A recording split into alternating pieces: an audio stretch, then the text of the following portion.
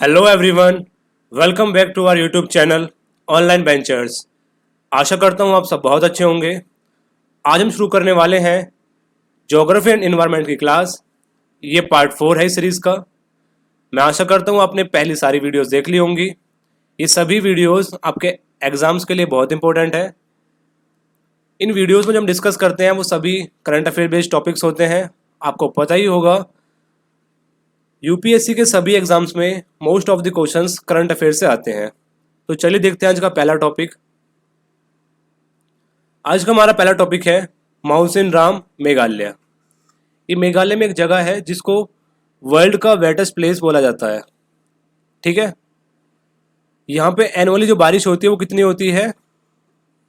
11,871 millimetre, 11,851 millimetre बारिश होती है यहाँ पे पर ईयर एनुअली। ठीक है, इसलिए क्या है, ये वर्ल्ड की वेटेस्ट प्लेस है।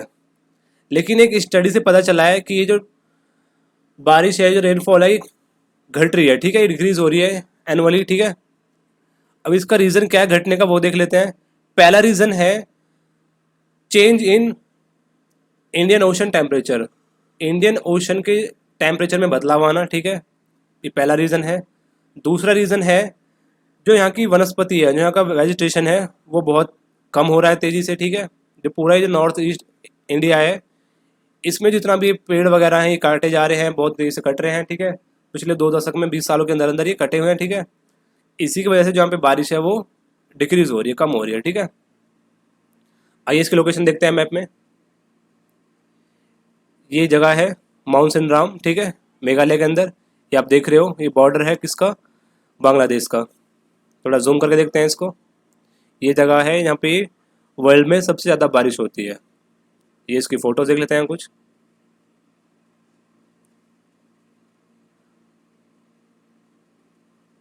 वर्ल्ड की wettest place Mawsynram village. Next topic है कांडला फॉरेस्ट। देखते हैं कांडला फॉरेस्ट न्यूज़ में क्यों था। कर्नाटक बायोडाइवर्सिटी बोर्ड, कर्नाटक के बायोडाइवर्सिटी बोर्ड ने एक रिजोल्यूशन पास कराया। ठीक है, इसमें क्या था, ये चाहते हैं जो कांडला फॉरेस्ट है ना, इसको बायोडाइवर्सिटी हॉटस्पॉट डिक्लेयर कराया जाए। ठीक है, अब देखो बायोडाइवर्सिटी हॉटस्पॉट होता है क्या, पहले ये जानते हैं। बायोडाइवर्सिटी हॉटस्पॉट का मतलब होता है कोई ऐसी जगह, ठीक है, जहाँ पे उसके जो प्लांट्स एनिमल्स हैं, जो वहाँ की वनस्पति है, वो खतरे में हो या फिर वो खत्म हो रहे हैं धीरे धीरे। उनका जो हैबिटाट है वो लॉस हो रहा हो, जो उनका रहने की जगह है वो खत्म होती जा रही हो। ठीक है, ये कांडला फॉरेस्ट है कहाँ पर? पंचगंगावली एस्चुरी है, उडुपी डिस्ट्रिक्ट कर्नाटक के अंदर। ठीक है, अब फ़ायदा क्या होगा अगर इन कांडला फॉरेस्ट को बायोडाइवर्सिटी हॉटस्पॉट का टैग मिलता है ना, तो इससे फ़ायदा ये होगा कि इसकी प्रोटेक्शन बढ़ेगी। ठीक है, और इसका कंजर्वेशन स्टार्ट होगा।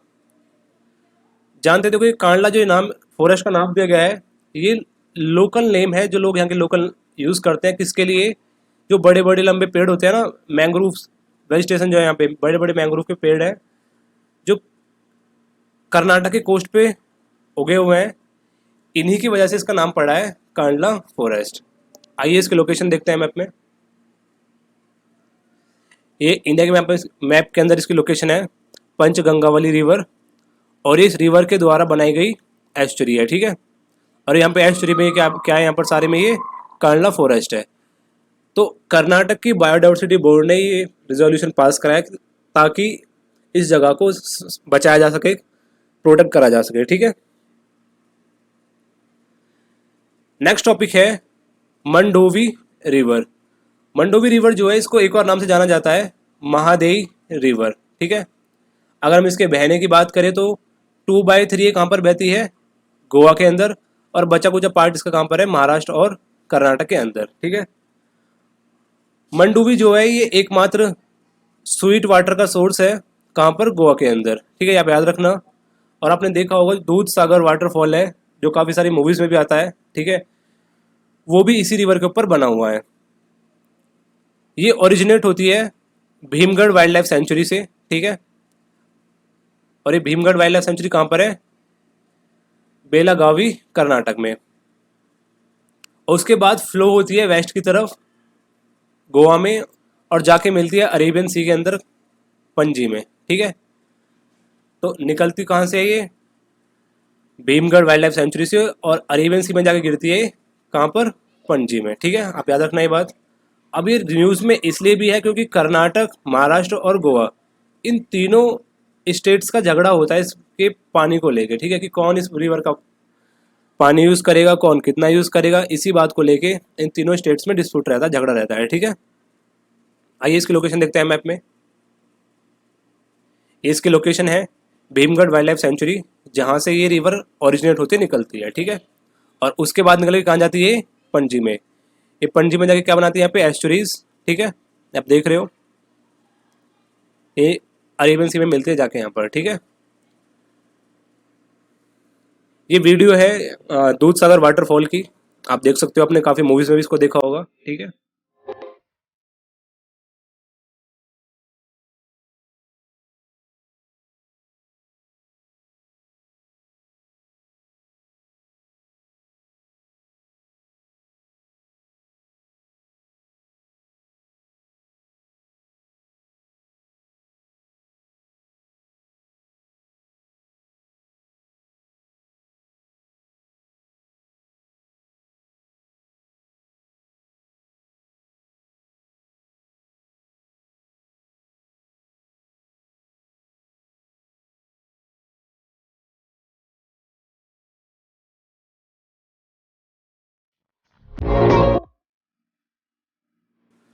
नेक्स्ट टॉपिक है काला नमक राइस, ठीक है। काला नमक राइस, इसके बारे में पढ़ते हैं।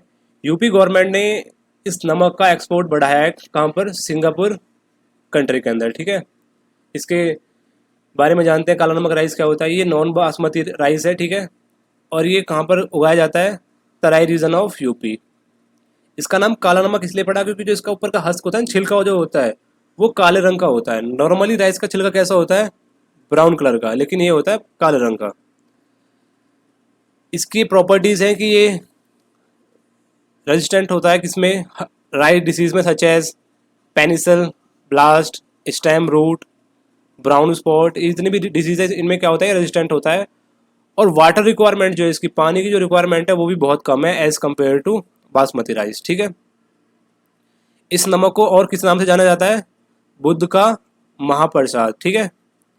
और इस काले नमक राइस की री ब्रांड किस नाम से हो रही है, बुद्धा राइस के नाम से। और ये किस लिए करा जा रहा है, ताकि इसका प्रमोशन हो सके, अच्छे से प्रमोट करा जा सके इसको बुद्धिस्ट कंट्रीज में। जितनी भी बुद्धिस्ट कंट्रीज हैं, सिंगापुर, वियतनाम, थाईलैंड, बैंकॉक, इन सब में इसको प्रमोट करने के लिए क्या नाम दिया गया है, बुद्धा राइस। ये आप देख सकते हो, इसकी फोटो है काला नमक राइस की, ठीक है। ये चावल है, लेकिन सिर्फ इनका छिलका जो है, हस्क जो है, वो क्या है, ब्लैक कलर का है। नेक्स्ट टॉपिक है दिवाली प्लेटफॉर्म। दिवाली प्लेटफॉर्म क्या है, इसके बारे में जानते हैं। इसकी पहले फुल फॉर्म देखते हैं, Dutch Indian water alliance for leadership initiative, ये इसकी फुल फॉर्म है दिवाली की, ठीक है।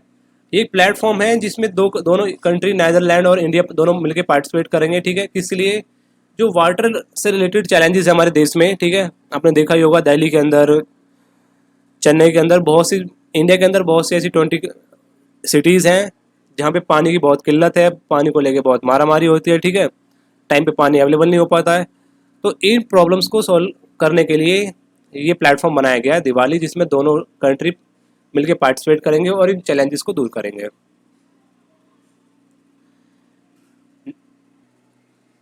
नेक्स्ट टॉपिक है कावेरी वेल्लारू वेगई गुंडार लिंक स्कीम, ठीक है। एक स्कीम है जिसमें इन 4 रिवर्स को इंटरलिंक करा जाएगा, ठीक है। ये एक 262 किलोमीटर बड़ा प्रोजेक्ट है ये, ठीक है। ये जो रिवर्स इंटरलिंक प्रोजेक्ट है। दूसरा, आप इसको, इसमें आपको ये याद रखना है कि ये सेंट्रल रिवर लिंकिंग प्रोजेक्ट है, मतलब ये सेंट्रल गवर्नमेंट के द्वारा स्पॉन्सर है ये प्रोजेक्ट, ठीक है। और किस लिए है, ताकि कावेरी के पानी को अच्छे से यूज़ करा जा सके। आपको पता ही होगा, जो हमारे देश की मोस्ट ऑफ द रिवर्स है, उनका पानी या तो बे ऑफ बंगाल में या फिर अरेबियन सी में जाके वेस्ट होता है, ठीक है। तो इस पानी को यूटिलाइज करने के लिए, अलग अलग कामों के लिए अभी देश के अंदर बहुत सारे प्रोजेक्ट चल रहे हैं, जिनमें से एक ये भी है, कावेरी वेल्लारू वेगई गुंडार लिंक स्कीम। ये आप याद रखना, ठीक है। इस स्कीम की खास बात आप देख लीजिए, इस प्रोजेक्ट में ना कहीं पे भी डैम्स का कंस्ट्रक्शन नहीं होगा। तो इसके अलावा क्या होगा, डैम्स तो देखो, डैम्स क्या किस लिए बनते हैं, हाइड्रो इलेक्ट्रिसिटी जनरेट करने के लिए। लेकिन यहाँ पे डैम्स का कंस्ट्रक्शन नहीं होगा, यहाँ पे सिर्फ क्या होगा, डाइवर्जन होगा स्ट्रक्चर्स का। मतलब ये जो रिवर्स है ना, इनका डाइवर्जन करके आपस में इनको इंटरलिंक करा जाएगा, ताकि इनके पानी को यूटिलाइज करा जा सके, ठीक है। इसके और बेनिफिट्स आपको पता ही होगा। यहाँ पर एम्प्लॉयमेंट अपॉर्चुनिटीज़ क्रिएट होंगी, ठीक है, लोकल्स के लिए।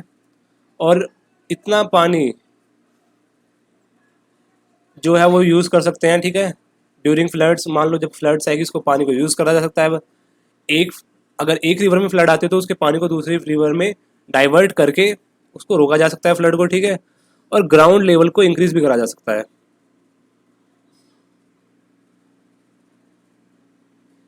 नेक्स्ट टॉपिक है चित्तौरू लेक, ठीक है। अभी आपने रिसेंटली न्यूज़ में देखा हो, प्राइम मिनिस्टर नरेंद्र मोदी ने इस लेक की फाउंडेशन स्टोन रखा है, ठीक है, इसके डेवलपमेंट के लिए। ये लेक है कहाँ पर, ये बैरक डिस्ट्रिक्ट यूपी के अंदर है, ठीक है। और इसको हिंदू पिलग्रिम साइट भी माना जाता है, ये हिंदू की एक धार्मिक स्थल है। ऐसा माना जाता है कि इस साइट पे राजा सुहेल देव और गाजी के बीच में लड़ाई हुई थी, कब, 1033 में, ठीक है। ये आप देख सकते हो, ठीक है। नेक्स्ट टॉपिक है कोलाकैंथ। कोलाकैंथ जो है एक बहुत जायंट फिश है, बहुत बड़ी फिश है ये, ठीक है। ऐसा माना जाता है कि डायनासोर से पहले एग्जिट करती थी, ठीक है। अभी रिसेंट में न्यूज़ में इसलिए फिर से क्योंकि इसका फॉसिल्स मिले हैं, ठीक है।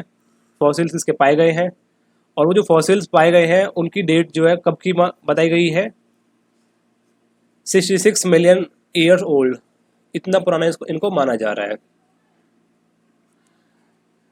कोलाकैंथ ये फिश जो है ये फर्स्ट टाइम इवॉल्व हुई थी 400 मिलियन ईयर्स पहले, ठीक है। मतलब ये 200 मिलियन ईयर पहले जो पहला डायनासोर आया था ना, उससे भी पहले हुई थी ये इवॉल्व। मतलब ये जो इवॉल्व का मतलब आपको पता होगा, विकसित होना, ठीक है। तो ऐसा माना जाता है कि ये फिश 400 मिलियन साल पहले विकसित हुई थी, ठीक है। और ये भी लोग मानते हैं कि ये बहुत पहले ये विलुप्त हो गई थी, लेकिन 1938 में एक लिविंग कोलाकैंथ फिश जो थी वो पाई गई थी, कहाँ पर, साउथ अफ्रीका के अंदर, ठीक है। अब देखिए यहाँ पे एक इम्पोर्टेंट क्वेश्चन साइंस का ये भी बनता है कि फॉसिल्स की जो कार्बन डेटिंग होती है वो कौन से रेडियो एक्टिव आइसोटॉप के थ्रू होती है। तो आप याद रखना, कार्बन डेटिंग के लिए यूज हम करते हैं C14, कार्बन 14, ठीक है, इसको बोलते हैं कार्बन डेटिंग। तो ये इसका इस्तेमाल होता है किसके लिए, फॉसिल्स की एज पता करने के लिए। आइए देखते हैं इसका फोटो। ये फिश है और ये इसका क्या है, ये फॉसिल्स जो अभी पाए गए हैं, ठीक है। Thanks for watching the video, I hope you like it. अगर आपको ये वीडियो जरा भी अच्छी लगी हो तो प्लीज़ इस वीडियो को लाइक करें, कमेंट करें। चैनल पे अगर आप नए हो तो इसको सब्सक्राइब करें। और इस वीडियो की PDF को डाउनलोड करने के लिए हमारे Telegram channel online ventures for UPSC exams को आज ही ज्वाइन करें। Thank you so much.